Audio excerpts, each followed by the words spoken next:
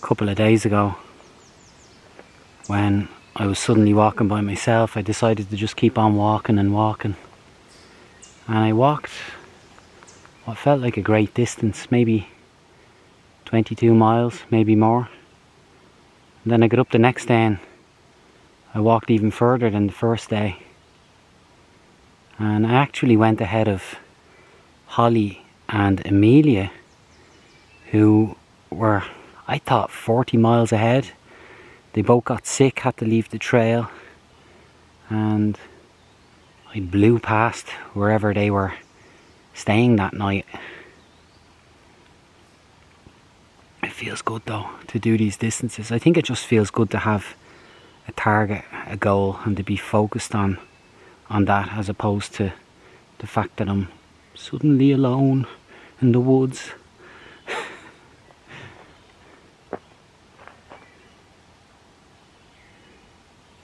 Nothing good ever comes from worrying in that way. And yeah, the targets, the goals, probably a short-term solution to how I was feeling.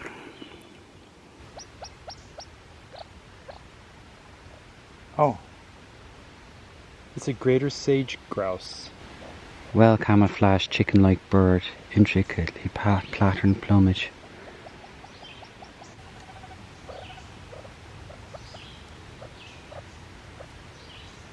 Two things can be true. This is beautiful, walking in the green tunnel, but when you're doing this hour after hour, day after day, week after week, month after month, it can be a little bit mind-bending. A change of scenery every now and again, or when we can get to see the landscape, a much bigger picture of the landscape, that can be great for the motivation. So down here at the road crossing, I'm gonna leave the trail, walk the road for 3 or 4 miles and see what we can see, and at that point I'll be able to rejoin the trail.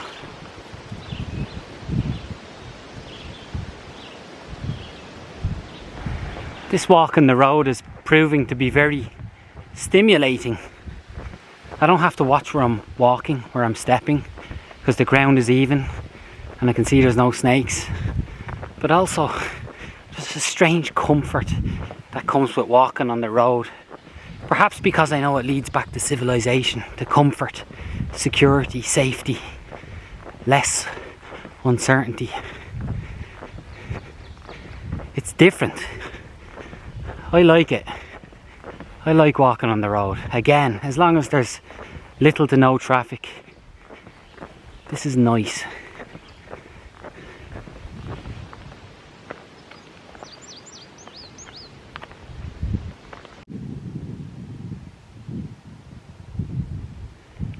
All my memories gather around her, miner's lady, stranger to blue water, dark and dusty, painted on the sky, misty taste of moonshine, teardrop in my eye, country roads, take me home to the place I belong,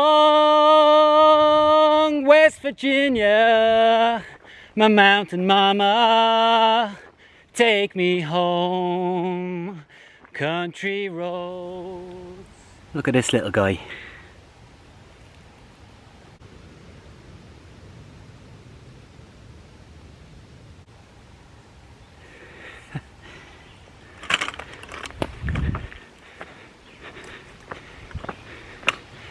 From one tortoise to another, carrying his home as he goes.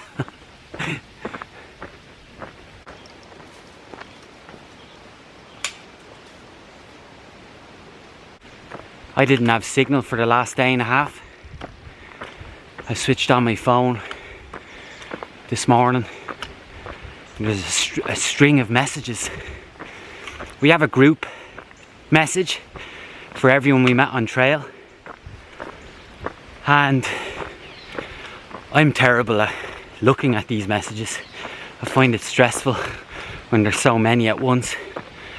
But anyway, I saw the first couple and found out that Lee had gotten back on trail, but a couple of days later he decided that was it, that's the end of his hike. He was done walking.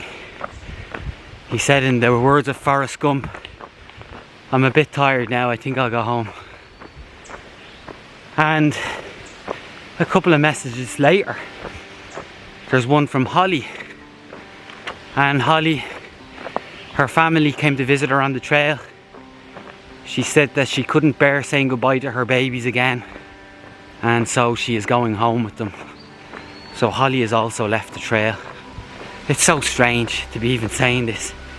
Hasn't sunk in yet, haven't digested it. But listen, it was such an honour to walk with Lee and Holly. I wish them all the best. I know they both would have thought long and hard about this decision. It is what it is. Life goes on, right? Right.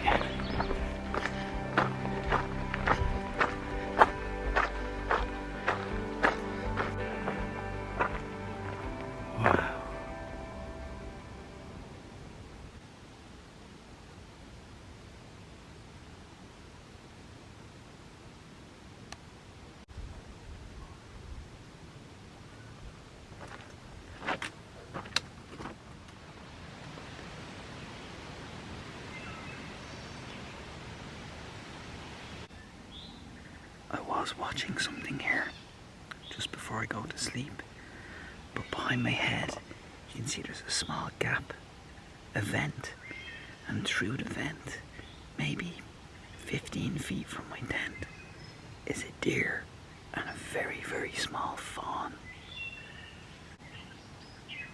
Wow, so beautiful.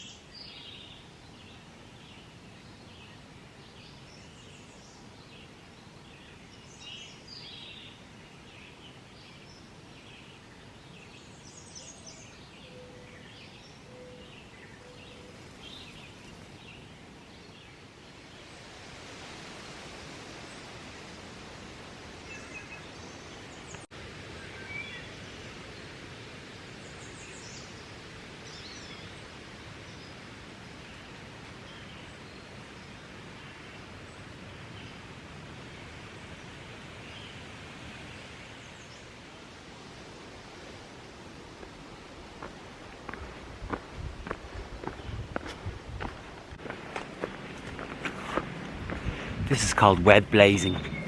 When you're the first one out on the trail in the morning, you get rid of all the cobwebs for everyone else. You're literally eating them up as you go along. But as I walk here, with the light piercing its way between the trees, I feel good. I'm thinking how somebody said to me when I lost the people I was hiking with, they said, "This is a new season for you and your hike, a new chapter, go forth." And I think that's right. These past days, because I've been on my own, it's felt very different, but I'm definitely noticing my surroundings more. I'm stopping to look at the views. I'm sitting outside my tent and looking around the tent, and every now and again I stop on the trail and take a look at the sun coming through the trees. I'm no longer racing from one campsite to the next, which I think is kind of what was happening before.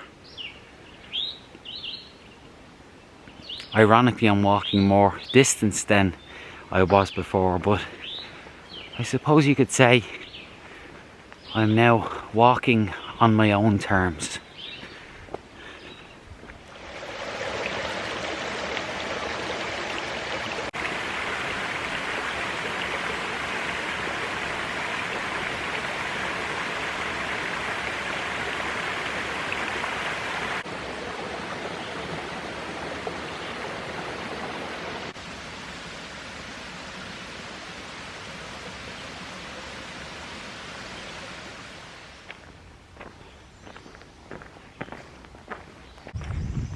This has felt like a very transformational week.